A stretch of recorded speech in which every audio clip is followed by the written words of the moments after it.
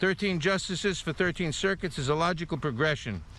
A group of Democratic lawmakers unveiled their proposal to expand the Supreme Court by adding 4 justices for a total of 13 justices. But not all Democrats are on board. House Speaker Nancy Pelosi has already said that she will not bring that bill to the floor for a vote in the House.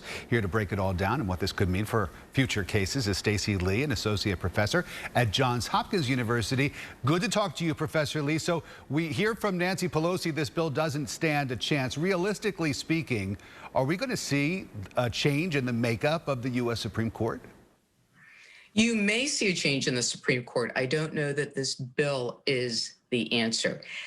As Speaker Pelosi said, she has no intention to bring it to the floor. And even if it did somehow make it out of the House with the filibuster, it is very doubtful that Senate Republicans would favor a bill that would flip the ideological viewpoint of the court from a 6-3 conservative viewpoint to a 7-6 liberal viewpoint. However, President Biden has appointed a 36-member bipartisan commission that is looking at expanding the court and other reforms to the Supreme Court. So we could see change. It's just doubtful that it will be through this piece of legislation. When President Biden was campaigning for the presidency, he was asked this question multiple times. Was he going to stack the Supreme Court? From my vantage point, he didn't seem to really answer that question. So is this really now more of a threat to the Supreme Court to carefully weigh future decisions on left-leaning issues? It could be. And if you look back at history, FDR in 1937 did something very similar. The Supreme Court was continually knocking down his New Deal legislation, and he threatened to expand the Supreme Court. It never got to debate. However, after that threat, the Supreme Court was much more favorable to New Deal legislation.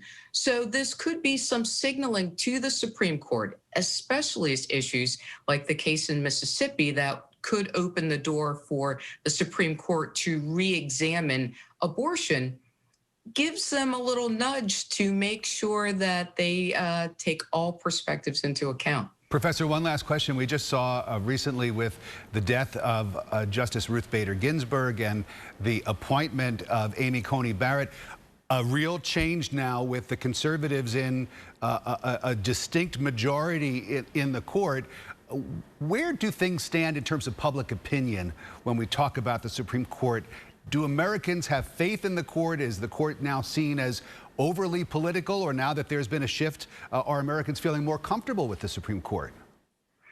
When you look at the results of the most recent election in terms of the breakdown in the popular vote, and as a signal of where the temperature is in the United States, I don't know that the Supreme Court accurately reflects the majority's view on several issues.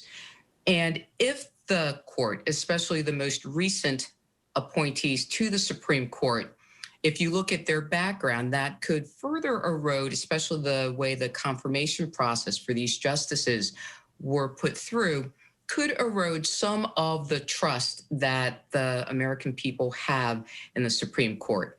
Stacey Lee, we appreciate your time, an associate professor at Johns Hopkins University. Have a great afternoon. We thank you for your time. Thank you, Professor. Thank you. Prince Philip in the UK will